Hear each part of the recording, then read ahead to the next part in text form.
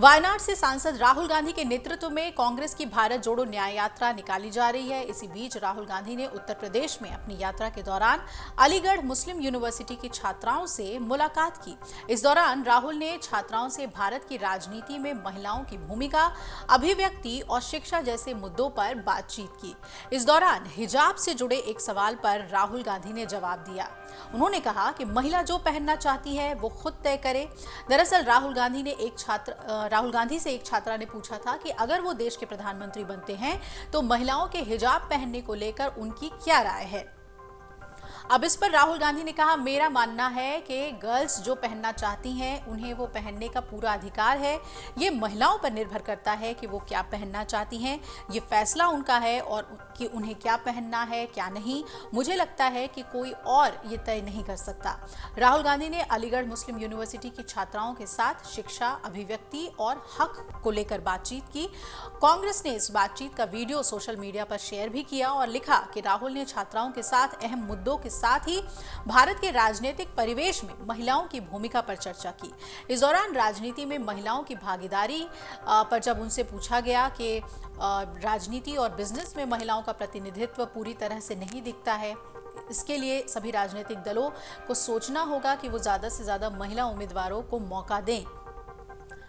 पार्टियां महिलाओं को प्रोत्साहित करें, हमारे देश के पॉलिटिकल स्ट्रक्चर में महिलाओं को जोड़ना होगा। राहुल ने ये अहम बातें कही और ये भी कहा कि हमने देखा है कि स्थानीय स्तर पर महिलाओं की फिर भी राजनीति में मौजूदगी दिखती है, वो प्रधान या पार्षद के स्तर पर पहुंच जाती हैं, लेकिन इससे ऊपर जब विधायक या सांसदी की बात आती है तो महिलाएं बहुत कम नजर आती हैं। ऐसे में महिलाओं को प्रोत्साहित करना होगा। अलीगढ़ यूनिवर्सिटी में एक छात्रा ने असम में एनआरसी को लेकर भी राहुल गांधी से सवाल किया और इस पर राहुल ने कहा कि बीजेपी देश में कानूनों को हथियार बनाकर इसका इस्तेमाल कर रही है, वो भेदभाव की राजनीति कर रही है और इससे किसी का भला नहीं होगा। इससे पहले राहुल गांधी ने कहा कि देश में अन्याय का दौर चल रहा है, महिला, किसान, नौजवान, हर वर्ग के साथ अन्याय हो रहा है। अन्याय से आक्रोश पैदा होता है, इसलिए हमने अपनी यात्रा के साथ न्याय शब्द को जोड़ा है। किसान एमएसपी की लड़ाई लड़ रहा है, केंद्र में हमारी सरकार बनने के बाद हम एमएसपी का कानून बनाकर इसे लागू कर देंगे। और उन्होंने ये भी कहा कि अखिलेश यादव अब हमारे साथ हैं, हमारा गठबंधन केंद्र से नरेंद्र मोदी की सरकार को उखाड़ फेंकेगा। आपको बता दें कि सपा के राष्ट्रीय अध्यक्ष अखिलेश यादव ने आगरा में कहा था कि मोहब्बत का शहर है ये और हम और राहुल गांधी नफरत को मिटाने का संदेश लेकर निकले हैं। वर्तमान में देश का संविधान खतरे में है। अखिलेश यादव ने भाजपा हटाओ, देश को बचाओ और संकट मिटाओ का भी नारा दिया था।